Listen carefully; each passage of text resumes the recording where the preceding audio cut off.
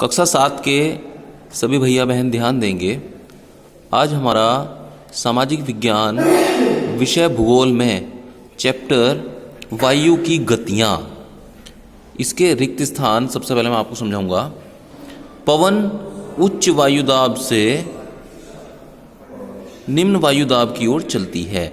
मतलब ये यहाँ पे डैश है, पवन डैश वायुदाब से डैश वायुदाब की ओर चलती है। हमेशा जो हवा चलती है वो उच्च वायुदाब से निम्न वायुदाब की ओर चलती है। दूसरा है हमारा पछुआ पवन डैश को की पवनों का प्रकार है। पछुआ पवन जो है स्थायी पवनों का प्रकार होता है। तीसरा, भारत में डैश कटिबंधीय चक्रवात है।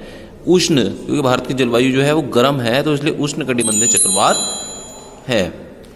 चिनूक पवन डैश देश से संबंधित है। चिनूक पवन अमेरिका में चलती है, इसलिए अमेरिका से ही संबंधित है। प्रश्न है सागरीय और स्थलीय समीर में अंतर स्पष्ट करें। सबसे पहले हम सागरीय समीर देखते हैं।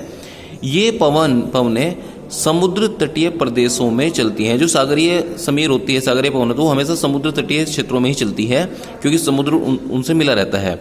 दिन के समय सागर के पानी की अपेक्षा पृथ्वी जल्दी गर्म हो जाती है। मतलब जब सूरज निकलता है तो पानी, जिस तरह हम भी देखते हैं, हम चूल्हे पर रख देते हैं तो गर्म होने में उसे टाइम लगता है।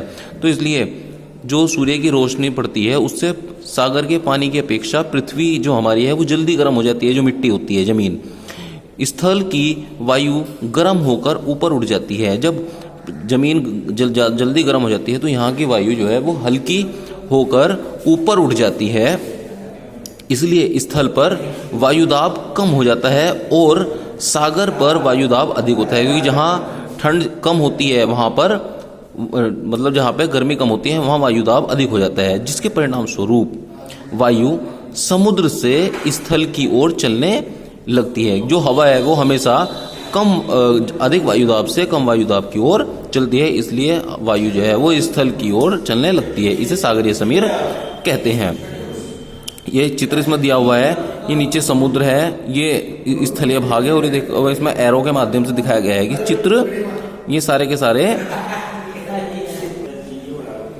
इसमें आप देख रहे होंगे कि जो वायु है वो समुद्र से स्थल की ओर चल रही है। ये चित्र आप अपनी कॉपी में, नोटबुक में बनाएंगे।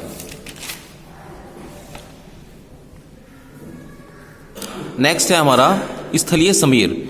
स्थलीय समीर रात के समय धरती से, मतलब पृथ्वी से समुद्र की ओर चलती है। रात को समुद्र की अपेक्षा पृथ्वी अधिक ठंडी हो जाती है। अब पूरा दिन जब सूरज की धूप समुद्र के पानी पे पड़ती रहती है तो वो फिर गर्म हो जाती है और जो पृथ्वी की जो है वो ठंडी होने लगती है। तो इस कारण से समुद्र पर वायुदाब कम और पृथ्वी पर वायुदाब अधिक हो जाता है। जैसे मैंने आपको पहले बताया था कि हमेशा कम वायुदाब से अधिक वायुदाब की ओर अधिक वो पवन चलती है। अतः पृथ्वी की ओर से समुद्र की ओर चलने वाली वायु, नहीं वो सॉरी मैं गलत बोल गया आपसे, कि अधिक वायुदाब से कम वायुदाब की ओर हवा चलती है, जिस कारण से पृथ्वी की ओर से समुद्र की ओर चलने वाली वायु स्थलीय समीर कहलाती है। ये इससे संबंधित चित्र है। आप सभी बच्चे इस चित्र को भी इसी प्रकार से बनाएंगे। धन्यवाद।